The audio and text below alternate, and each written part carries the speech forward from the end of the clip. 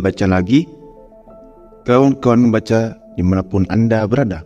Siapkan posisi nyaman, fokuskan pendengaran, mari baca teks dan suara.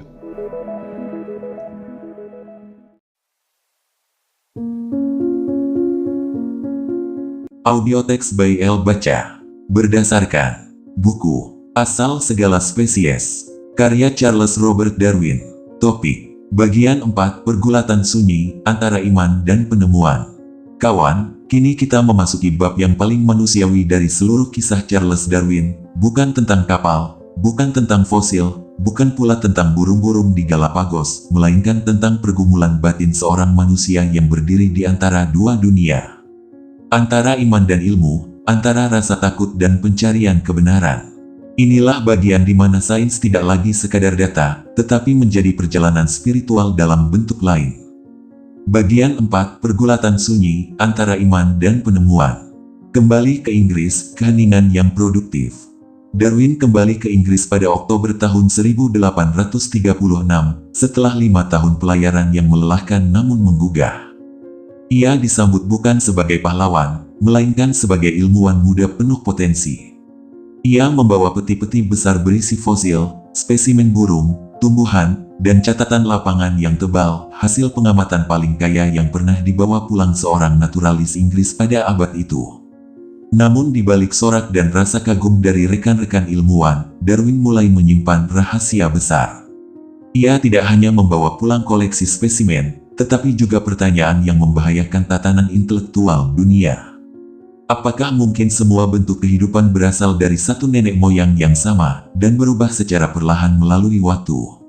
Pertanyaan itu sederhana, tetapi jawabannya bisa mengguncang fondasi iman dan moralitas manusia.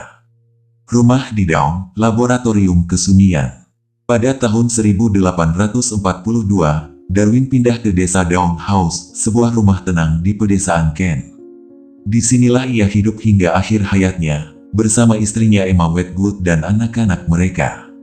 Ia menciptakan suasana kehidupan yang sangat rutin, berjalan di taman setiap hari, menulis di ruang kerja kecil, dan mengamati tumbuhan serta hewan di sekitar rumahnya. Namun di balik rutinitas itu, pikirannya bekerja tanpa henti. Ia menulis catatan demi catatan, diagram demi diagram, mencoba menyusun pola dari segala hal yang telah ia temukan selama pelayaran. Di ruang sunyi itu, ia mulai membentuk teori besar tentang evolusi melalui seleksi alam. Ia belum menuliskannya secara resmi. Ia masih menunggu bukti lebih kuat, dan mungkin juga menunggu keberanian. Antara cinta dan ketakutan, hubungan Darwin dengan istrinya, Emma, adalah cermin dari konflik yang lebih luas antara sains dan iman. Emma adalah perempuan yang lembut, beriman dalam tradisi Kristen yang taat. Darwin mencintainya dengan mendalam, dan sering menulis surat-surat panjang yang menunjukkan perhatiannya. Namun di sisi lain, ia takut bahwa teori yang sedang tumbuh di kepalanya akan melukai keyakinan istrinya. Dalam sebuah surat kepada Emma, ia menulis, "Kekasihku, aku tahu pikiranku sering melayang jauh dari kepercayaan yang kau anut. Namun bukan karena aku menolak kebenaran, melainkan karena aku ingin mencarinya di jalan yang lain." Konflik itu nyata. Bagi Darwin, iman bukanlah sesuatu yang bisa dipatahkan dengan argumen, tetapi juga bukan sesuatu yang bisa melawan bukti. Ia hidup di antara keduanya, mencoba tidak menyangkal, namun juga tidak berhenti bertanya. Pergulatan filsafat alam, apakah alam buta atau bijak? Salah satu pertanyaan paling mendalam yang menghantui Darwin adalah ini. Apakah alam bekerja dengan tujuan, ataukah ia buta dan tanpa arah? Dalam teologi alam seperti yang diajarkan Paley, setiap organ makhluk hidup adalah bukti rancangan cerdas. Namun pengamatan Darwin terhadap variasi di alam menunjukkan bahwa banyak hal dalam kehidupan tidak efisien, tidak sempurna, bahkan tampak acak. Ia melihat bagaimana ada spesies yang punah, embrio yang mengandung struktur tak terpakai, dan organ yang seolah kehilangan fungsi. Apakah itu tanda kebijaksanaan Tuhan, atau sekedar hasil dari sejarah panjang percobaan alam yang gagal dan berhasil? Darwin tidak menjawab dengan teologi, melainkan dengan mekanisme yang logis. Seleksi alam tidak memiliki pandangan jauh ke depan, ia hanya memilih yang sesuai pada saat itu. Bagi sebagian orang, pernyataan itu terdengar dingin. Namun di dalamnya ada keindahan tersendiri, bahwa kehidupan bertahan bukan karena rancangan sempurna, melainkan karena kemampuan untuk berubah. Waktu, variasi, dan kesabaran alam.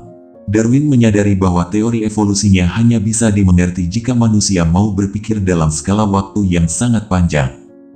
Bukan ratusan tahun, tapi jutaan. Di masa itu, gagasan semacam itu sulit diterima. Namun ia terinspirasi oleh Charles Lyell, yang menunjukkan bahwa gunung, lembah, dan daratan terbentuk dari proses lambat namun terus-menerus. Darwin kemudian mengadaptasi cara berpikir ini ke dunia biologi. Bahwa spesies pun terbentuk bukan melalui penciptaan mendadak, melainkan perubahan bertahap selama waktu yang hampir tak terbayangkan. Untuk menjelaskan konsep ini, Darwin sering memakai contoh sederhana. Seekor merpati yang dibiarkan manusia untuk menghasilkan bentuk paruh tertentu, atau seekor anjing pemburu yang dikembangkan agar lebih cepat dan tajam instingnya.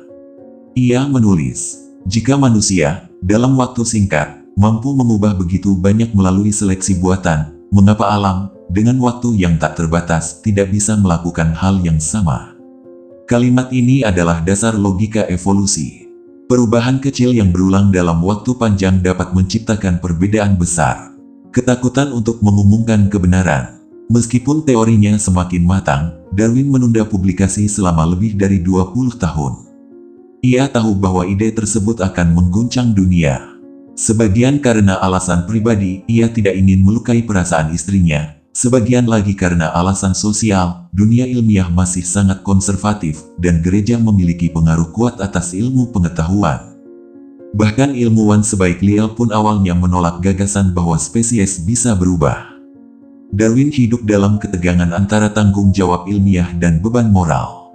Ia menulis dalam catatan pribadinya, menyatakan bahwa semua kehidupan berasal dari nenek moyang yang sama adalah seperti mengakui bahwa manusia tidak lebih dari salah satu cabang di pohon besar kehidupan.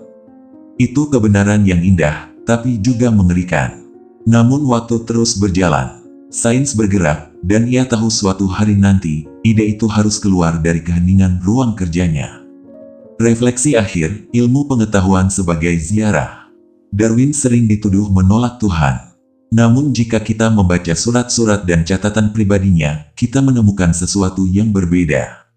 Ia tidak menolak keberadaan Tuhan, tetapi menolak cara manusia menyederhanakan Tuhan. Ia menulis di tahun-tahun akhir hidupnya, "Saya tidak pernah ateis dalam arti menyangkal adanya Tuhan. Saya lebih cenderung kepada agnostisisme, pengakuan bahwa manusia mungkin tak mampu memahami misteri terbesar itu." Bagi Darwin, ilmu pengetahuan adalah bentuk ziarah akal, perjalanan panjang untuk memahami bagaimana kehidupan bekerja, bukan untuk menggantikan makna, tetapi untuk memperdalamnya. Ia tidak berusaha menghancurkan iman, melainkan membuka ruang bagi pemahaman baru bahwa keindahan penciptaan bisa juga dilihat dari hukum-hukum alam yang sederhana namun ajaib. Penutup bagian, dari sunyi menuju revolusi. Selama 20 tahun di rumahnya di Down, Darwin hidup dalam keheningan yang penuh kerja keras. Ia menulis, bereksperimen, mengamati cacing tanah, burung, dan bunga. Ia memupuk gagasan yang akan mengubah sejarah biologi, tetapi juga mengguncang kesadaran manusia. Saat ia akhirnya memutuskan untuk menulis bukunya, dunia belum siap. Namun sebagaimana alam tidak pernah menunggu kesiapan, kebenaran pun demikian. Dari keheningan itu, lahir karya besar On the Origin of Species, sebuah buku yang tidak hanya menjelaskan mekanisme kehidupan, tetapi juga menunjukkan bagaimana manusia, melalui kesabaran berpikir dan keberanian menghadapi keraguan, dapat menemukan keindahan di balik ketidaksempurnaan. Itulah, kawan, bagian keempat dari perjalanan panjang ini, masa di mana seorang ilmuwan berjuang antara cinta, iman, dan kebenaran ilmiah. Jika kawan berkenan, pada bagian 5 nanti kita akan menyaksikan bagaimana semua pergulatan itu berpuncak pada lahirnya karya besar yang mengubah sejarah, On the Origin of Species.